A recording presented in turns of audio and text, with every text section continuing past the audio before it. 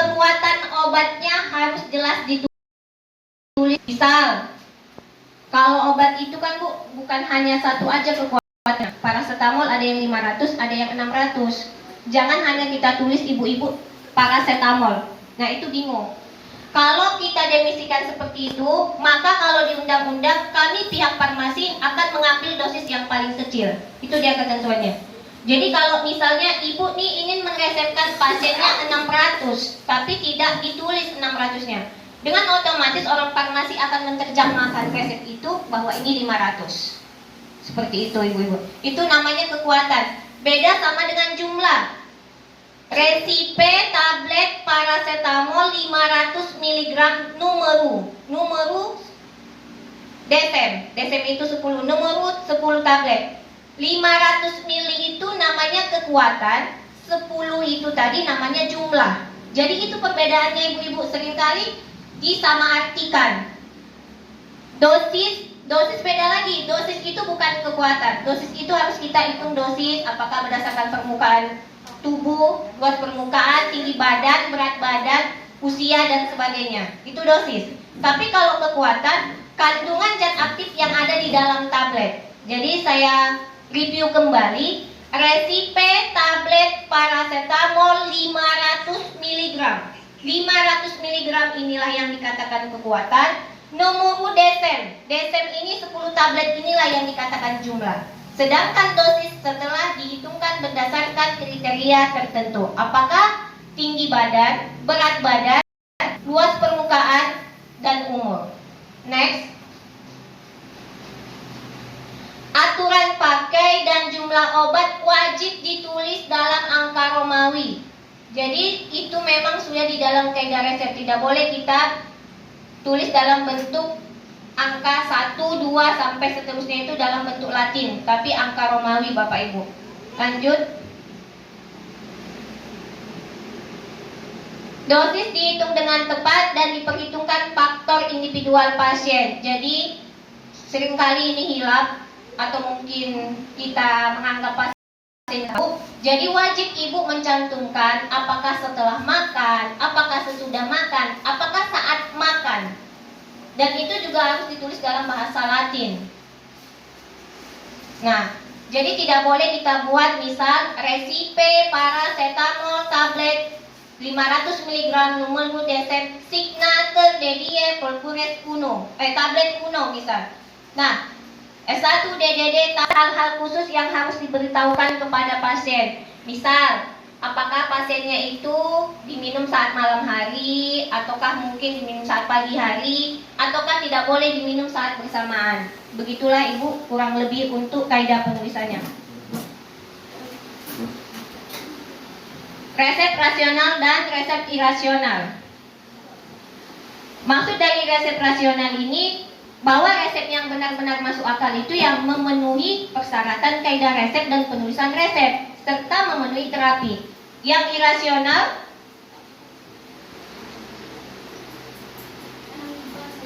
nah, kalau yang irasional ini berarti tidak masuk akal. Misal kita meresepkan antibiotik sampai beberapa item, kemudian kita menuliskan semua jenis obat di situ dalam satu lembar bisa sampai 8 item.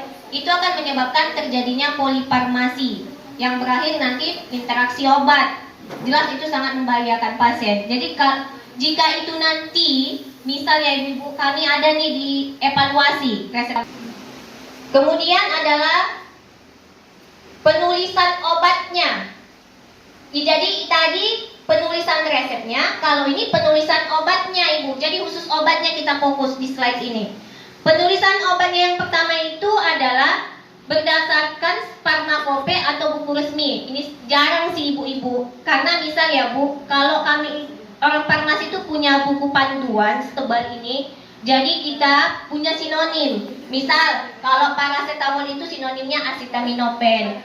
Nama senyawa kimianya 23 gugus eksetil asetil. Jadi itu boleh ya bu, boleh seperti itu, tapi jangan kita gunakan karena yang berhubungan dengan resep ini kan bukan hanya orang farmasi. Jadi secara plural umum kita sepakati penggunaan penulisan obat dengan menggunakan farmakope itu jarang sekali. Kemudian yang kedua, yang umum dipakai, misalnya asetosal, kloramfenicol, karena tidak ada kalimat perintah di dalamnya. Lingkari Bu Desi bagian nama obatnya itu. Kemudian nama obatnya, bagian kekuatannya Bu Desi, dan di bawahnya signa Bu Desi. Nah, ini signa yang saya signanya itu juga harus berbentuk bahasa Latin. S itu kalau misalnya Ibu sering melihat S itu artinya signa, tandai. Satu berarti sehari satu. DD itu DDY Bu Ibu, berarti sehari satu. Kalau tablet, kalau satu di belakangnya satu.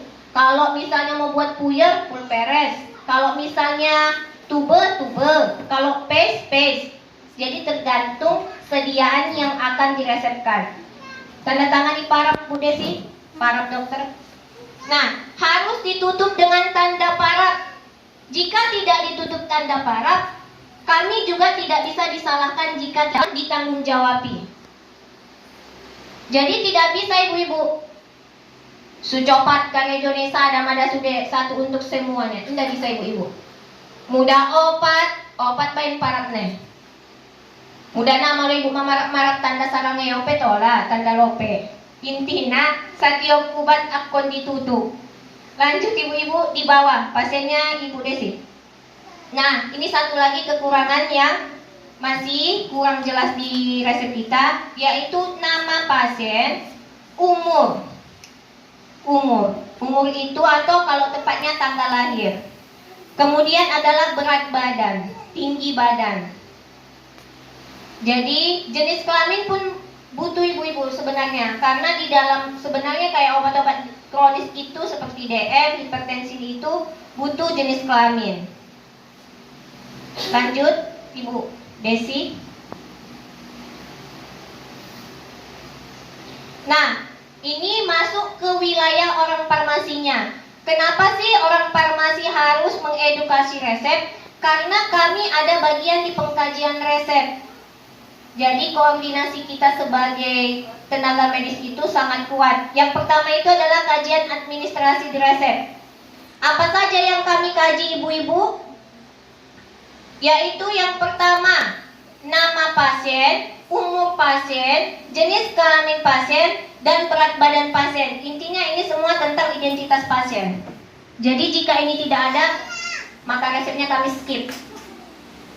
Ya Bu, jadi saya skip punya. Sepertinya Bu, bolehlah kita buat termasuk dokter Omni, kayak stempel gitu dok, supaya jangan capek menulis SIP-nya.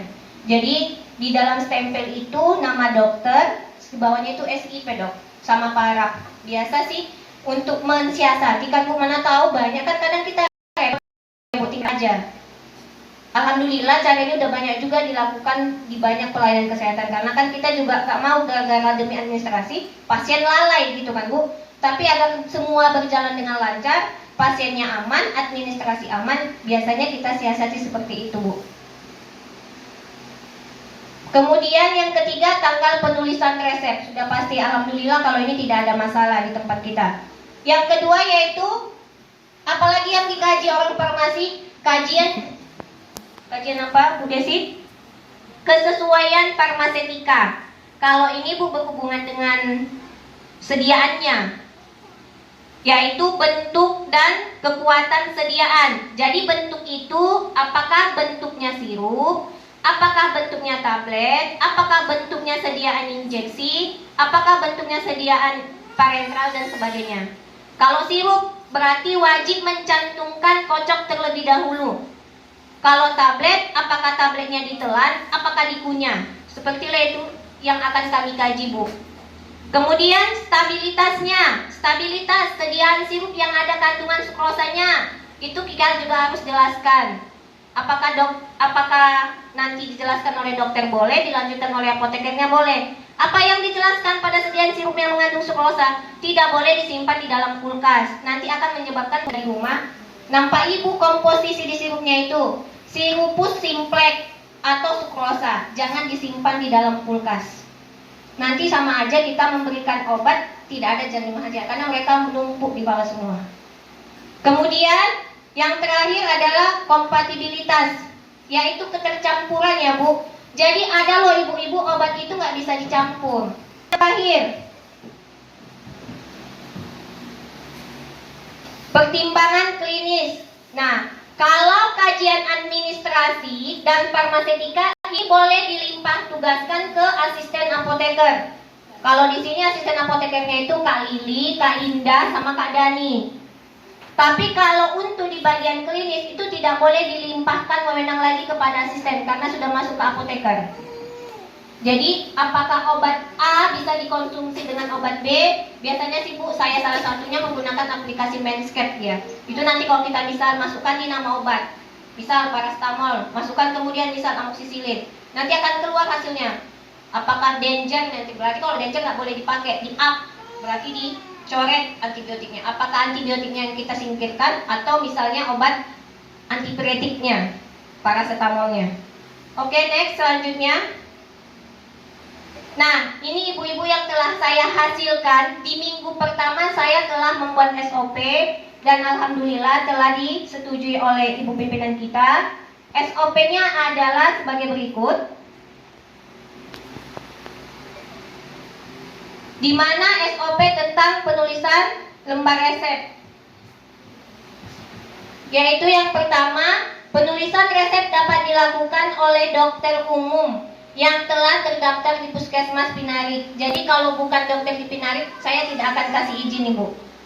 Jadi gimana nih dah kalau andainya nih dokternya berhalangan, mungkin ada pelatihan di luar.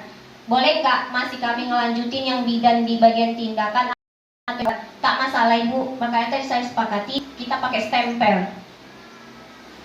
Jadi nggak apa-apa, karena kan tidak mungkin juga mentang-mentang ibunya pergi pelatihan kita buat pengumuman di Pinarik, maaf guys seminggu ini nggak ada dokter, kita tes sesuai dengan nama dokter yang bersangkutan, tidak masalah karena sudah ada stempel. Yang ketiga, penulisan resep harus jelas, lengkap, dan bisa terbaca. Jadi kalau nggak terbaca, maaf, mulai Senin depan akan kami kembalikan dengan segala hormat.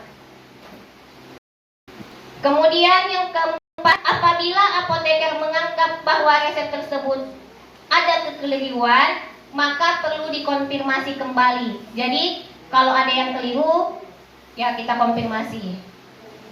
Yang kelima, penulisan resep bila perlu.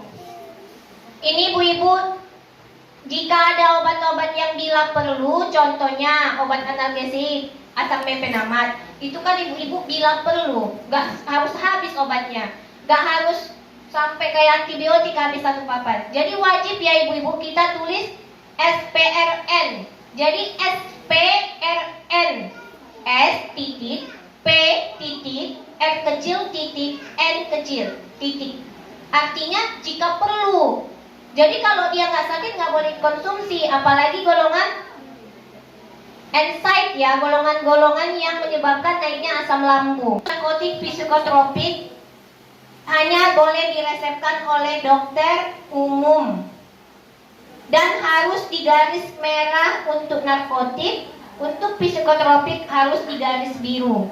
Ini nanti biar aja bagian farmasi yang menggarisi di resepnya.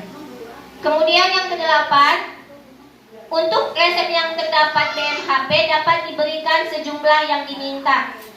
Jadi yang mengandung nutrisi hanya dapat diberikan maksimal 1. Jadi nggak bisa lagi ya ibu-ibu RL-nya misalnya diresepkan 2, 3. Satu resep hanya bisa menampung 1 flash. Karena SIP itu sebenarnya permintaan tertulis. Jadi nggak mungkin dia langsung minta permintaan per bulan. Kalau minta per bulan bukan di resep tapi di surat permintaan ya Bu ya. Jadi bisa kita bedakan ya ibu-ibu antara resep dan surat permintaan obat.